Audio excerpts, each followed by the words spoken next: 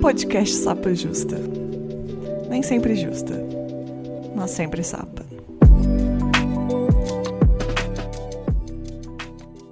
Olá, boas-vindas ao Sapa Justa. Eu sou a Letícia, a host desse podcast, que não sou sempre justa, mas sou sempre sapa. Meus pronomes são ela e dela, e eu sou uma mulher cis, branca, lésbica de Belo Horizonte. Hoje eu quero conversar com vocês sobre o trabalho emocional de ser a lésbica da família. No caso, ser a pessoa LGBT da família. Eu vou usar lésbica aqui porque é minha experiência, né? Ser a lésbica da família. Quando você vai numa festa de família, como que você se sente? Como você chega? O que você conta? E principalmente, o que você omite? Imagina aqui junto comigo. Domingo, aquele cheiro de comida no ar, a mesa cheia, todo mundo conversando, falando alto. Vem aquelas perguntas clássicas e clichês. Trabalho, futuro, casamento. Isso tudo num ambiente familiar. Você chega, cumprimenta todo mundo, ajuda em alguma coisa, pergunta se está faltando alguma coisa. Mas por dentro de você, a partir do momento que você chega, ou até antes, já começou uma edição pesadíssima na sua mente. Por dentro já começa a pensar, o que dá para contar? O que é melhor omitir? Antes de chegar, como que eu vou me vestir? Você se veste como você se vestiria num encontro com amigos? Ou você procura se vestir de outra forma? Você fala da sua namorada? Você fala das pessoas que você tem interesse? Você fala sobre as coisas que você deseja? Você leva a pessoa que você se relaciona? Ou você sempre pensa, é melhor deixar para uma outra oportunidade?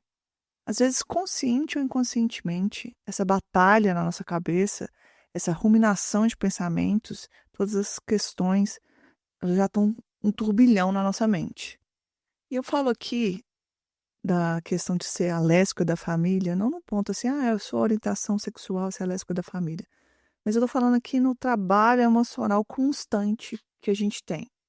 É tentar ser quem a gente é, sem perder o colo, sem perder o convite, sem perder o lugar à mesa. Esse episódio é meio que sobre isso.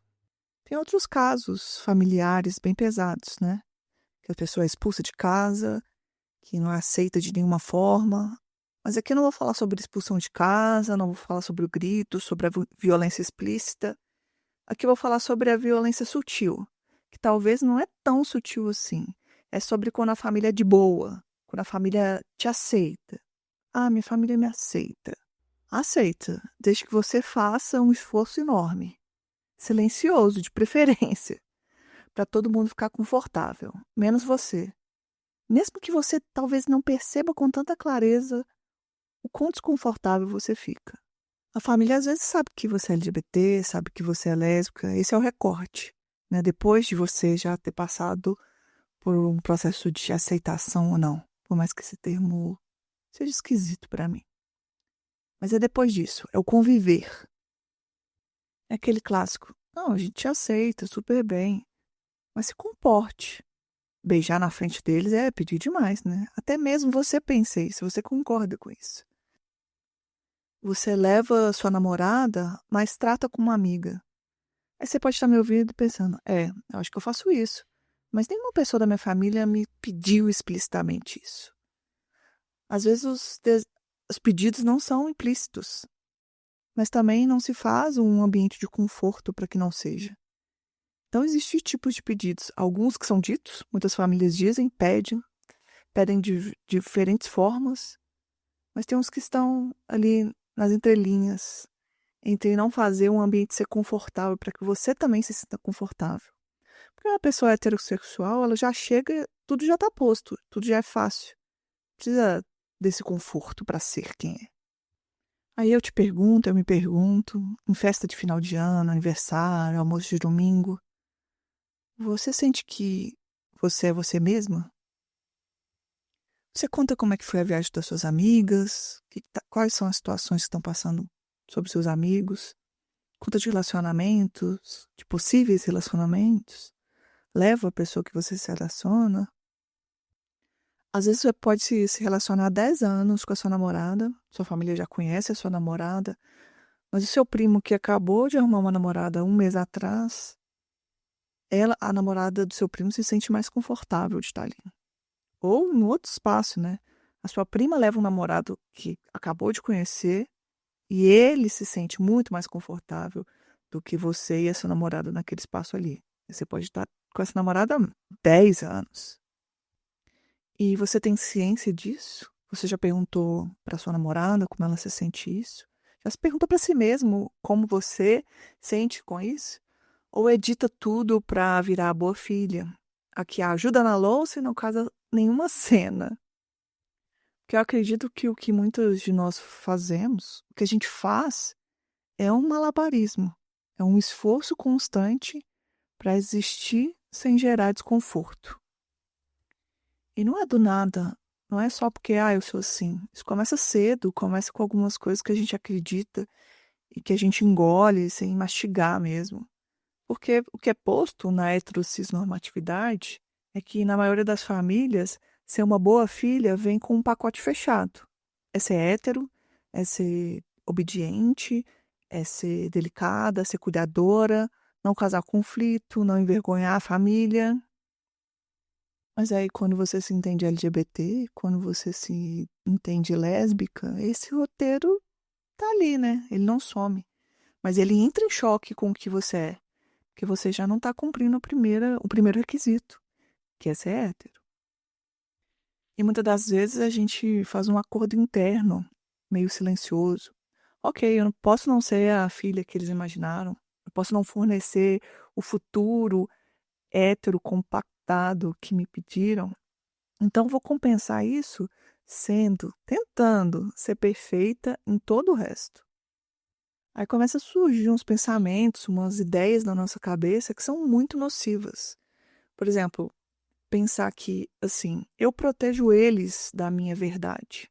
Você pensa 1000 vezes antes de contar algo. Você pensa o momento certo para contar alguma coisa. Agora eu não posso porque está perto do Natal. Agora eu não posso porque está perto do aniversário. Não, hoje não porque é Dia das Mães. E você vai guardando para você, para não incomodar ninguém, para não fazer ninguém chorar, para ninguém se frustrar, para ninguém se sentir mal. Você pensa 1000 vezes antes de contar alguma coisa. Será que todas as pessoas pensam 1000 vezes antes de contar alguma coisa? Você escolhe o momento exato. Não existe esse momento, nunca tem. Outro dia eu tava pensando uma coisa meio assim. Eu sempre digo que eu sou uma boa ouvinte. Eu me considero uma boa ouvinte. Acho que as pessoas ao meu redor também me dão esse feedback de ser uma boa ouvinte. Mas às vezes eu me pergunto: eu sou uma boa ouvinte que sabe escutar? Ou simplesmente, muitas das vezes, me cerquei de pessoas que não me escutavam? No espaço onde você não tem a oportunidade de falar, muitas das vezes o que te resta é ouvir. Por que não me dão espaço de fala? Por que eu chego num ambiente de trabalho e no primeiro dia eu sei tudo do namorado da fulana e eu demoro meses para alguém saber um pouquinho da minha vida? Mas alguém se interessou, alguém me perguntou. E olha, eu sou tímida, mas eu não sou uma pessoa introvertida. Eu gosto de socializar com certas pessoas. Mas eu me pergunto, principalmente nesses ambientes aqui que eu tô falando, no ambiente familiar, qual é esse meu local? Quando foi que alguém perguntou algo exatamente sobre mim? Ou se me perguntou, eu estava tão acostumada a ser fechada que eu não entendi que era uma oportunidade, que era um espaço de fala. Eu tenho uma sensação que pode ser até distorcida, mas que não me dá um espaço de fala, que eu viro uma contenção. Outra coisa que a gente fica acreditando, de tanto repetir na nossa mente, é que se eu for perfeita no resto, né, o que a gente chama de todo o resto, eu acho que eles me aceitam, me engolem. Não vão poder falar de mim. Eu sou lésbica, mas eu sou isso, eu trabalho. Eu corro atrás das minhas coisas, eu sou uma filha carinhosa. Você trabalha muito, você é compreensiva, você é atenciosa, você se vira sozinha para não dar trabalho. Afinal, né, imagina, ser lésbica, ainda ser a lésbica que dá trabalho na família. Acho que no meio disso tudo, a gente cede coisas demais. A gente vai cedendo muito. Cede coisas importantes, tipo ouvir. A gente aceita, mas não é lugar para isso. Lugar para ser. A gente tem lugar para ser, para estar. Acho que nenhuma outra pessoa sabe o que é isso, a não ser a gente, né? A gente pode ser a gente só em alguns lugares. Aí você não leva a pessoa que você ama, que é melhor evitar, né? Porque eu aguento passar por isso. Ela não precisa passar por essas coisas que eu passo. Mas talvez eu também não precisasse, talvez eu não deveria passar. Porque a lógica fica se repetindo, que é uma coisa ilógica, né? Se eu fizer tudo certo, acho que a parte de ser lésbica dói menos neles. Talvez dói menos em mim. Mas o que que tem doído em você? O que que tem doído em mim? Às vezes a gente nem enxerga, porque acha que é assim, que é assim mesmo, em todo lugar é assim. Você conversa com uma amiga sua e ela foi expulsa de casa, você conversa com um outro amigo seu e ele apanhou por conta da sexualidade dele. Você conversa com várias pessoas e coloca na perspectiva a sua história e fala: Nossa, pelo menos não me expulsaram de casa. Aí você fala: Nossa, isso é melhor do que nada.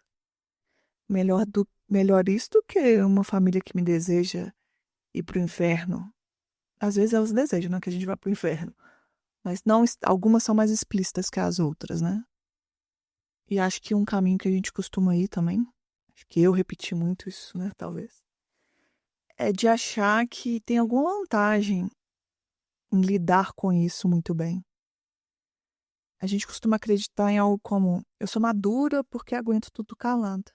Eu sou madura porque não entrei em conflito.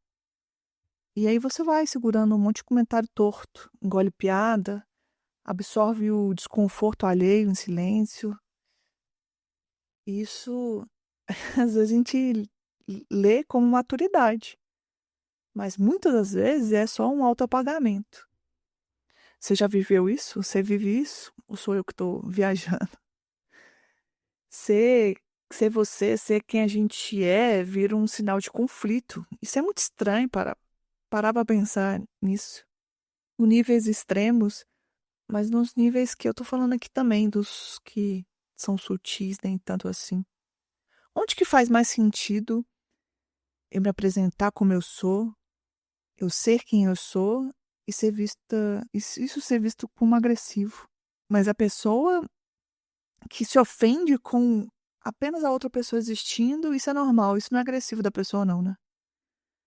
Se você, mas se você se posiciona minimamente diante a qualquer coisa disso, tudo desaba.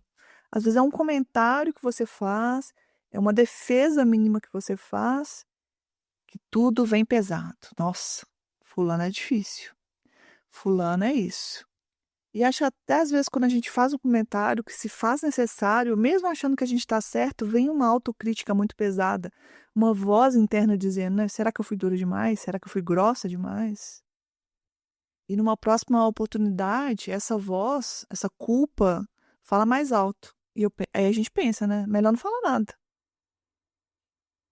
Mas é engraçado que o seu tio continua fazendo a piada do Peru, continua falando atrocidades. E ele não passa por essa autocrítica deslacerante que a gente enfrenta. Você sim, a gente passa. E de repente você está num papel de mediadora. Você virar a mediadora da família, a mediadora do clima, dos conflitos. E com o tempo, e até em pouco tempo, mediadora de si mesma. Você aprende a ler o ambiente o tempo todo. O que está desconfortável? Quem está assim? Quem vai se irritar? Quem pode chorar? Quem pode ficar triste com isso? Quem pode esquecer de tal coisa? Quem pode estar assim? Quem pode estar assado? E aprende mais uma coisa, mais uma regra silenciosa. Se alguém ficar desconfortável, é sua responsabilidade de consertar. E é a merda que isso não para na família, né? Isso vaza para outros ambientes. Os amigos, né? Já está acabou de entrar numa turma nova, ou até não tão nova assim, alguém soltou uma piada homofóbica, de brincadeira, que a gente sabe que não é. Mas quando você escuta, seu corpo reage. Você só tá, às vezes, até um riso meio fraco. Tenta mudar de assunto. Mas você está protegendo o clima. Você está protegendo o ambiente daquela situação. Você não está protegendo você ou a outra pessoa. Talvez a outra pessoa desconforto. Mas o que é mais importante para você é proteger o clima. Você pensa, nossa, se eu falar, vou virar chata, militante, aí estrago o rolê. Eu não posso perder mais um lugar à mesa aqui. No trabalho é a mesma coisa, né? Alguém faz um comentário transfóbico na reunião. Você sabe que é aquilo é errado, você não compactua com aquilo. Você tem até o argumento ali para entregar para a pessoa. Você sabe que as coisas não deveriam ser ditas dessa forma. Mas a sua cabeça dispara, né? Se eu comprar essa briga, eu vou virar a problemática da equipe. Será que eu quero esse papel? Então você media mais uma vez, suaviza, cuida da energia. Mas cuidar da energia, muitas das vezes, é apagar a própria voz. É apagar algo dentro da gente. Só que por fora, a gente recebe validação por esse comportamento. Por fora, essa atitude nossa vira elogio. Ah, ela é madura, ela é gente boa, é tranquila de lidar. Só que por dentro não tá bem assim, né? Não sei pra você, mas pra mim não anda muito bem assim. Por dentro é cansaço. E tem um lugar onde que isso pesa muito, sabe? Dentro da gente, dentro da nossa própria cabeça, da nossa própria casa. Eu tava pensando esses dias, por exemplo, que eu tenho uma fama de ser uma ótima anfitriã, de receber muito bem as pessoas na minha casa. Que eu cuido, penso, faço coisas que acho que seriam interessantes. E assim, eu acho isso uma real qualidade, acho uma qualidade bem legal de se ter. Mas fiquei pensando que acho que também tem uma sombra nessa questão. Refletindo, eu acho que tem uma necessidade profunda de garantir que ninguém se sinta desconfortável dentro da minha casa. Porque por muitos anos eu me senti. A casa que eu cresci, por muitas vezes, foi o lugar onde eu mais me senti desconfortável. Foi por muitas vezes o lugar onde eu mais meditei, onde eu mais medi quem eu podia ser. Então hoje, quando alguém entra na minha casa, é de alguma certa forma alguma coisa que eu tenho que provar, talvez, não sei. Mas eu tenho em mim que não quero que ninguém se sinta um corpo estranho dentro da minha casa.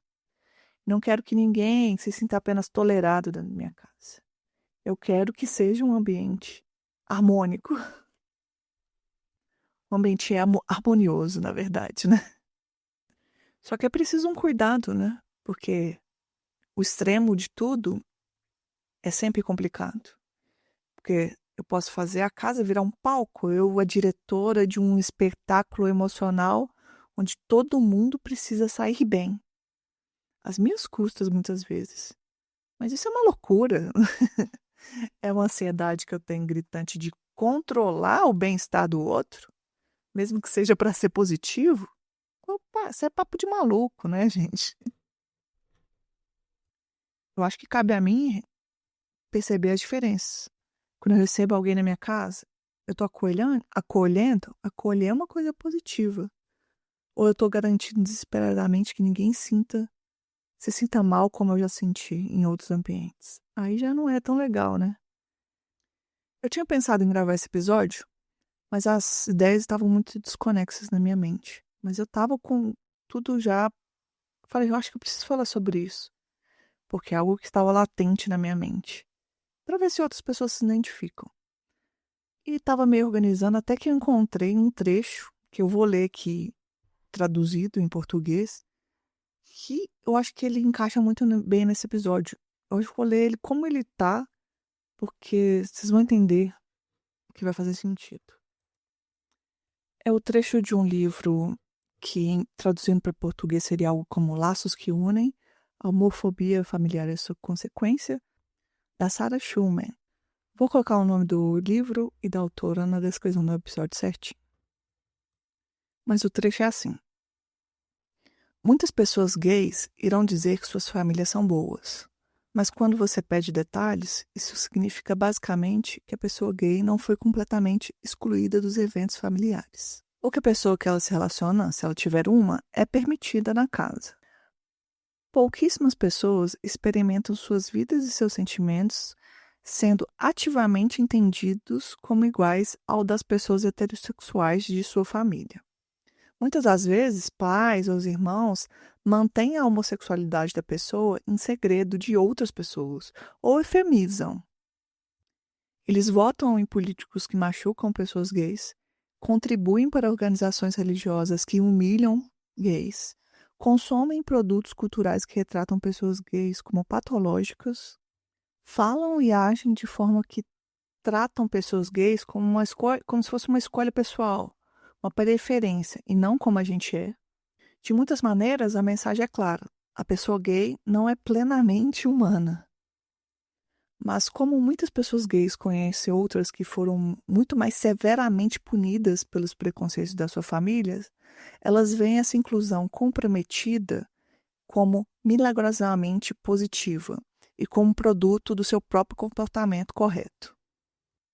Quando eu li esse trecho, me doeu muito, porque reconheci muito do que eu estava pensando ali, mas principalmente o final, que é isso, a nossa comparação às vezes com coisas que não deveriam nem existir, né? Uma pessoa não deveria receber nenhum tipo de violência por ser LGBT. A gente compara e acha que, bem, eu poderia estar numa situação muito pior. E o final que ela fala assim que talvez o resultado seja tipo a meritocracia do afeto aqui. A gente comportou de certa forma, então estamos merecida. Já ouvi muitas vezes de pessoas LGBTs o fato de enfatizar muito assim, nossa, mas eu sou certinha, eu não sou um gay promíscuo, por exemplo. Isso como fator de tipo, não, minha família me trata bem porque eu sou uma pessoa que namora e cumpre tudo certinho, não tem porquê, como merecimento. E os pequenos detalhes ali que a pessoa não é tratada tão bem, assume que faz parte.